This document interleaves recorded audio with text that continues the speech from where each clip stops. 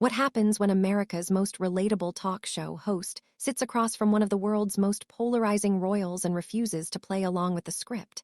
The day Meghan Markle walked onto the Kelly Clarkson Show, the producers expected a polished, friendly interview about healing, new beginnings, and finding her voice.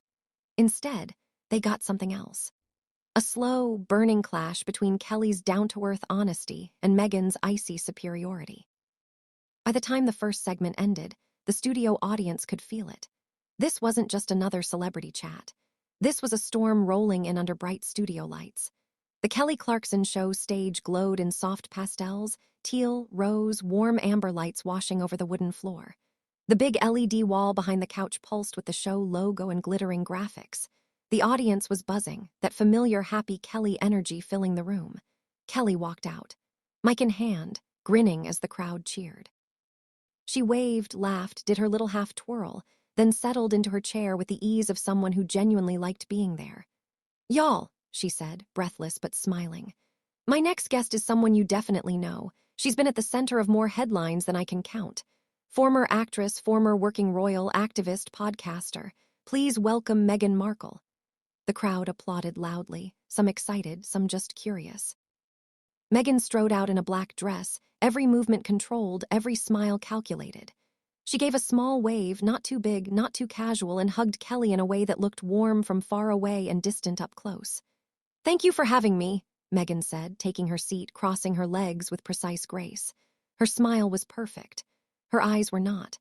"Girl, thanks for coming," Kelly replied, laughter in her voice. "I know you've got like a million things going on, so I appreciate you making the time." Meghan tilted her head. "Well," she replied coolly, "I suppose I do what I can to help people understand me again." The audience gave a polite laugh, but there was something sharp under the words that made a few people shift in their seats.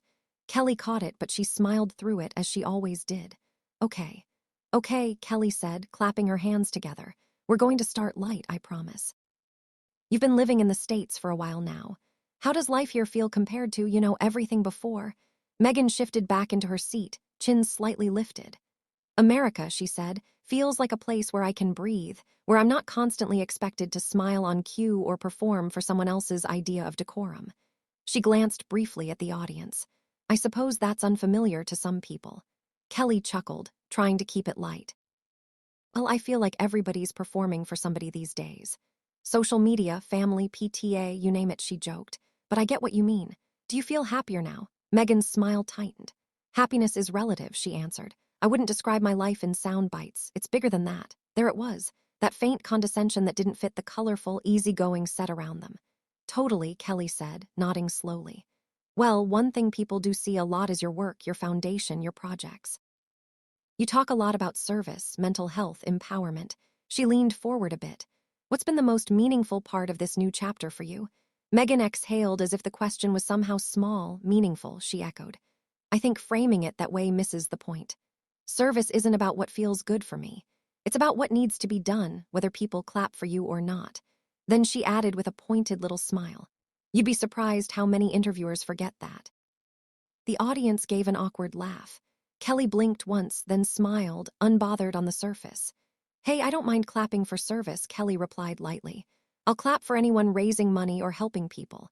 I clap for my kids when they eat a vegetable, so I'm easy." The crowd laughed genuinely this time. Kelly held on to that warmth for a beat, then slipped into the deeper territory the producers had planned. "You know, Meghan," she continued gently, "a lot of folks watching at home have complicated feelings about your story. Some admire you, some have questions. When you look back at everything, the royal life, leaving, the interviews, the book, do you have any regrets about how you've told your story?" Meghan's eyes sharpened. "Regret?" she said, the word almost sounding offensive to her. "No. People who regret the truth are usually people who didn't mean it. I meant every word. What I might regret is that the world is still not intelligent enough in some corners to understand nuance." A ripple moved through the crowd. Some people chuckled, others frowned. Kelly's smile flickered, but she held it. "Nuance is definitely harder on social media." "That's for sure," Kelly replied, keeping her tone breezy. "But some people don't feel like they're seeing the full picture. They hear different versions of things in different interviews, and they get confused." "Is that hard to watch from your perspective?" Meghan let out a soft, humorless laugh. "People who are confused," she said. usually haven't been paying attention or they're listening to tabloids and podcasts instead of listening to me. She looked at Kelly with a cool, assessing gaze. That's sort of the problem, isn't it? Everyone wants to feel included in my story, but very few are willing to actually understand it. Kelly's fingers tightened around her stack of note cards for a split second. She released them just as fast, smoothing the top card with her thumb. Well, she said slowly, since you're here, I think it's safe to say my audience wants to hear it from you, so let's talk about Harry for a second. The crowd murmured, ready. We all watched y'all step back from royal duties. We saw the interviews, the documentaries. How is he doing now as a husband, as a dad, as you know, just Harry? For the first time, Meghan's expression changed. Something like protectiveness flared, mixed with irritation. Harry is fine, she answered. He doesn't need constant public checkups. People talk about him like he's a reality character instead of a human being. He's my husband, not a character arc. Kelly nodded, still calm. Sure, I get that. I'm divorced. I've had my life picked apart. I know how, yes. Meghan cut in with a faint, polite smile that felt anything but. But with respect, your experience is not the same. I think sometimes Americans like to flatten everything into relatability. Some lives simply aren't comparable. The audience reacted. Gasps, murmurs, one or two uncomfortable laughs. Kelly's eyes flicked to the crowd and back, that Texas warmth cooling by a degree. Yeah, fair enough. Kelly said, her voice still soft but steadier now. Everybody's story is different. I just meant emotionally. Pain is pain, you know. Meghan shrugged, looking unconvinced. Some pain, she said, comes with a security detail in global headlines. Some doesn't. Comparing them is cute but inaccurate. The word cute landed like a slap. Kelly's smile thinned. She sat back just a little, like someone adjusting their stance in a quiet argument. All right, she said, a hint of steel sliding into her tone. Let's talk about something else people ask about a lot, your relationship with the royal family now. Is there any hope of reconciliation, or is that chapter completely closed? The room leaned in, Meghan's jaw tightened, then relaxed into something cold and polished. I think people are far more interested in reconciliation than I am, she replied. Everyone loves a tidy ending, a bow on top. She gave a small shrug. Real life isn't a Kelly Clarkson song where everything comes together in a bridge and key change. The audience reacted again, some laughing, some wincing. Kelly's eyebrows lifted for half a second. Hey, Kelly replied with a small, tight grin. Some of those bridges are about things not coming together, too, just for the record. Meghan looked at her almost amused. Yes, but they're still catchy, she said. My life isn't meant to be catchy. It's meant to be honest. And there it was again. That sense that every answer was a veiled insult, a subtle way of placing herself above the person asking. Kelly glanced down at her cards, exhaled quietly, then looked back up with her signature, camera-ready smile. When we come back, she said, turning to the audience, we're going to talk about motherhood, the media, and what Meghan sees next for herself. She paused a beat, then added just a touch more firmly. And I think we might finally get into some questions a lot of y'all have been wanting to ask. The audience cheered, but there was a different charge in the air now. Less bubbly excitement, more nervous anticipation. The band played them into commercial as the lights shifted. Meghan smoothed her skirt without looking at Kelly. Kelly shuffled her cards without looking at Meghan. Two women, one couch, and a growing storm between them.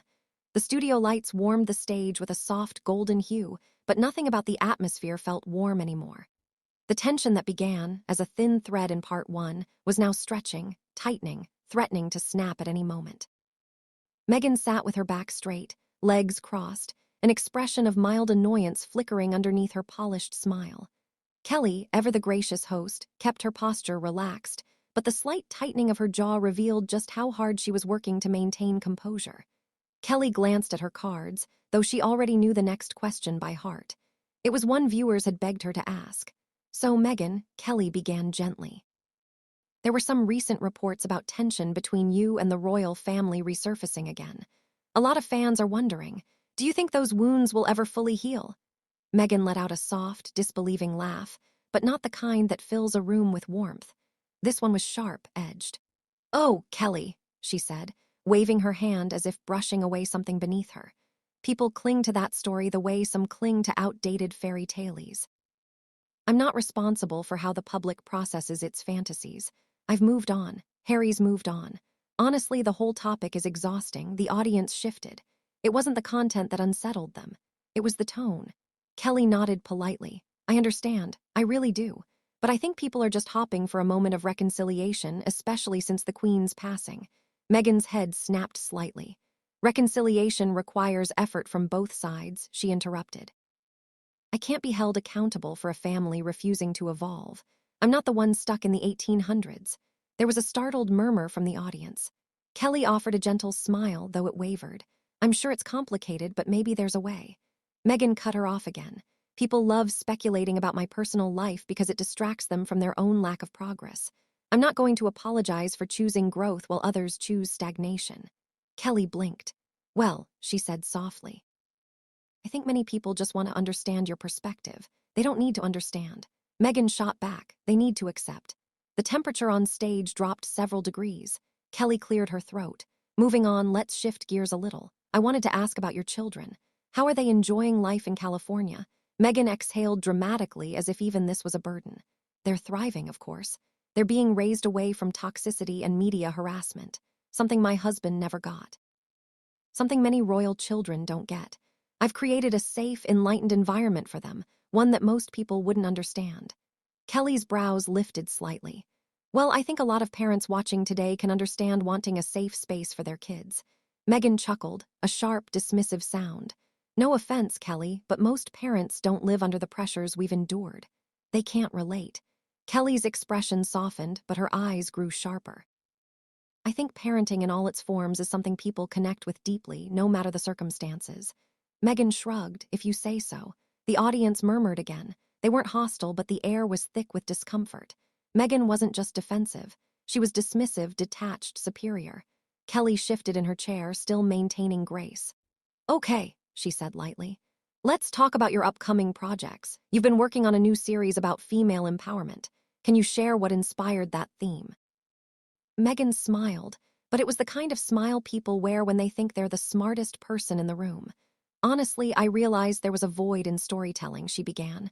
Women need leadership. They need a blueprint. And I think I'm uniquely positioned to provide that. Not everyone has lived the kind of transformative journey I have. Kelly's eyes widened just a fraction. A blueprint? That's a strong word. Meghan nodded proudly, because it's true. Women look to me for guidance, whether they admit it or not. I've become a symbol of self-actualization. A few audience members exchanged looks. Kelly inhaled slowly. She was truly trying to keep the peace. That's a powerful role to carry. It's not a role, Meghan corrected sharply. It's a responsibility, and frankly, one I handle with more grace than most. Kelly's smile froze. There it was.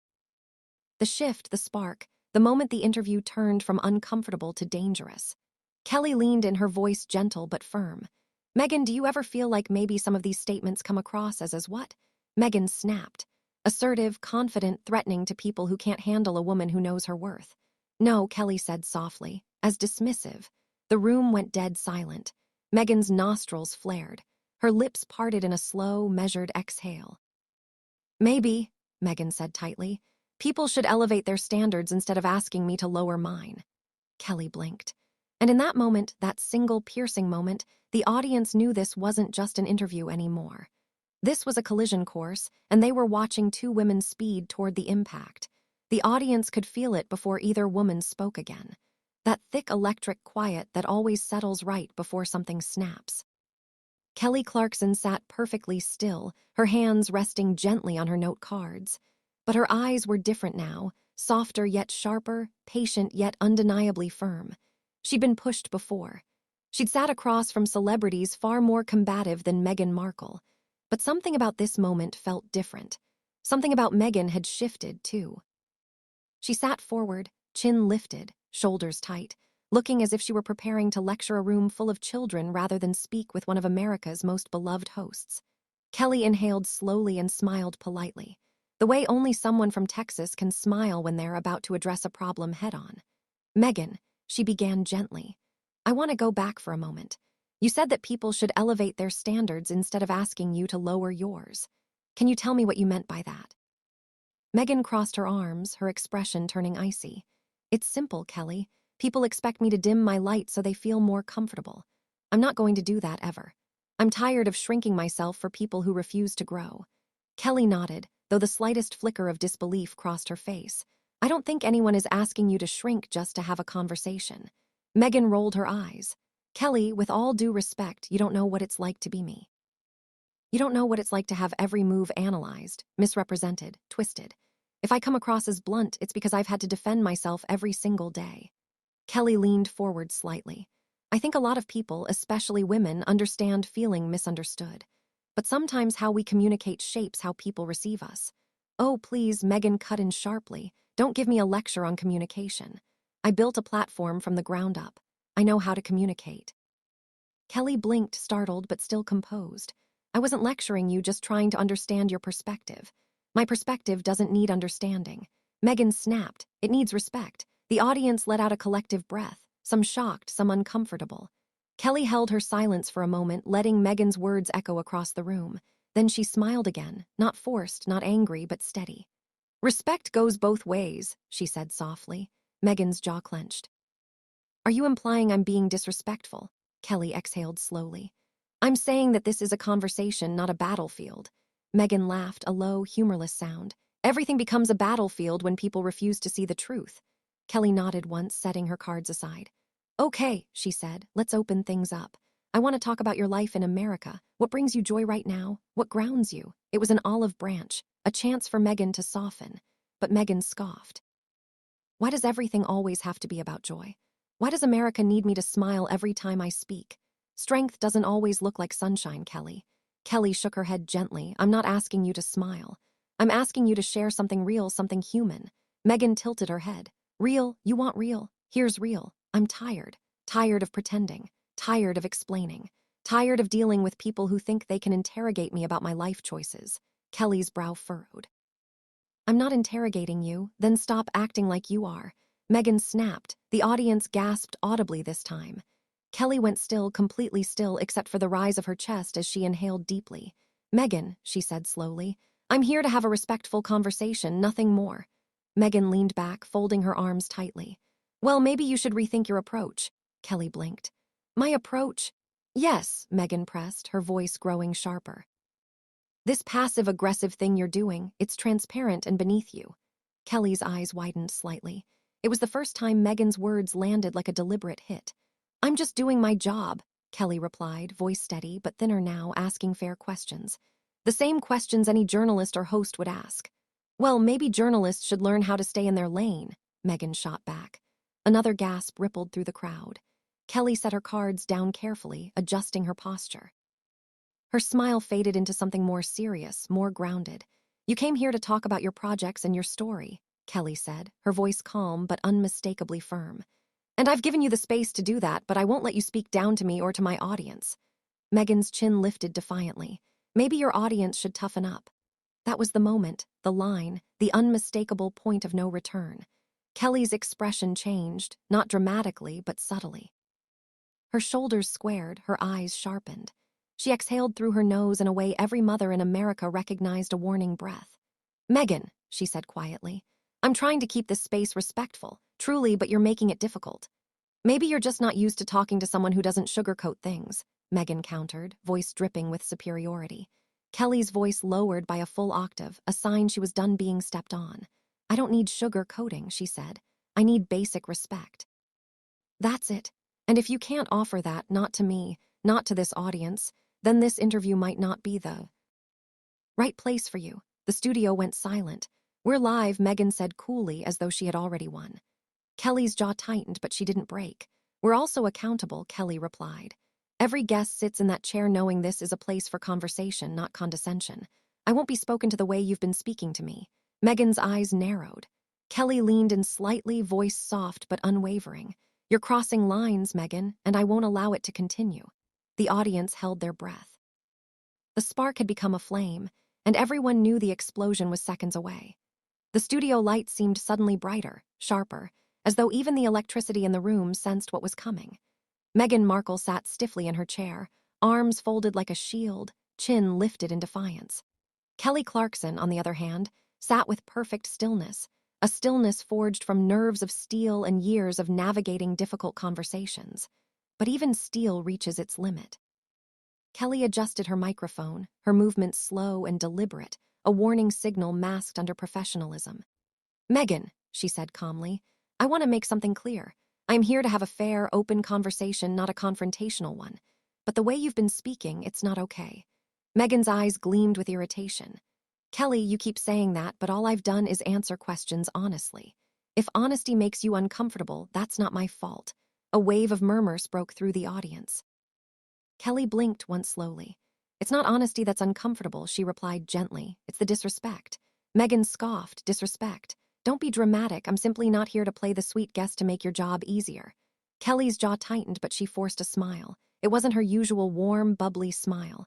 It was the kind that comes right before someone very polite says something very true. Well, Kelly said, I don't need you to be sweet. I need you to be civil. Meghan rolled her eyes. I am civil. You're just overly sensitive, the audience gasped. Kelly straightened in her seat. You've attacked every question I've asked. You've dismissed everyone who's tried to understand you. You've spoken down to me and to my viewers. Oh, please, Meghan muttered. Your viewers should be thanking me. They're finally getting something interesting. Kelly exhaled sharply, not angry, but resolute. Meghan, she said, my viewers tune in because they enjoy conversations rooted in kindness and authenticity, not arrogance. Meghan smirked. Kindness is overrated. Authenticity isn't always polite. Kelly held her gaze unblinking. Cruelty isn't authenticity. That landed. Meghan's lips parted, stunned speech freezing her for the first time. Then her expression hardened. If asking real questions counts as cruelty to you, then maybe you're not cut out for real interviews. The audience erupted, half in shock, half in disbelief. Kelly's face finally changed just slightly. Her eyes sharpened, her posture straightened, and her voice lost its last thread of softness. All right, she said, folding her hands neatly. I tried truly, but I'm not going to sit here and be insulted on my own show. Meghan leaned forward. Oh, are you going to play victim now? Kelly's laugh was short, sharp, dangerous. No, she said, but I'm also not going to let you treat me like a doormat. Silence. Deep, heavy, electric. Kelly turned slightly toward the audience. Ladies and gentlemen, as you can see, this conversation has shifted away from constructive dialogue, and I'm not willing to let that continue. Meghan narrowed her eyes. What does that mean? Kelly looked back at her, straight, steady, unafraid. It means, Kelly said clearly, this interview is over. Gasps, whispers, shock. Meghan jerked back. Are you serious? Kelly nodded once. Yes, I am. I'm ending this because this space is built on mutual respect and you have shown none. Meghan's jaw dropped. You can't end it. We're live. Kelly's expression didn't budge, and live shows require integrity more than anything. I won't let my platform be used to spread hostility. Meghan sputtered. This is unbelievable. Kelly stood gracefully, firmly reclaiming the space. What's unbelievable, she said calmly, is that you walked in here treating everyone as if they're beneath you. Meghan stood too, her chair sliding back with a harsh scrape. I don't have to stand here and be humiliated. Kelly raised an eyebrow. Humiliation only comes when we recognize our own behavior. Meghan froze for a fraction of a second, the words hitting harder than any shout could have. Then she grabbed her microphone, ripped it off with a sharp snap, and took a step toward the edge of the stage. You'll regret this, Meghan muttered under her breath. Kelly's voice followed her, steady, firm, powerful. No, Kelly said, but one day you might regret always blaming the world instead of facing yourself. That stopped Meghan for a heartbeat. Her shoulders tensed, but she didn't turn around. Instead, she stormed off stage, her heels striking the floor like punctuation marks of fury. The room was silent for a long moment. Then Kelly turned back to the audience, a gentle smile slowly returning, though the fire in her eyes still burned bright. Folks, she said softly, this show is about connection, about people showing up as their real selves, and sometimes the realest thing we can do is walk away from what isn't healthy. The audience burst into applause, not loud, but warm and supportive. Kelly nodded once, grateful. We'll be right back, she said calmly. Stay with us. The screen faded, and the moment instantly became one of the most unforgettable in television history. If you were as shocked as we were watching Meghan storm off the Kelly Clarkson Show, make sure you hit that like button. It really helps more people find these stories. Tell us in the comments. Was Kelly right to end the interview, or did Meghan go too far? And of course, don't forget to subscribe and turn on the notification bell so you never miss the next explosive celebrity showdown.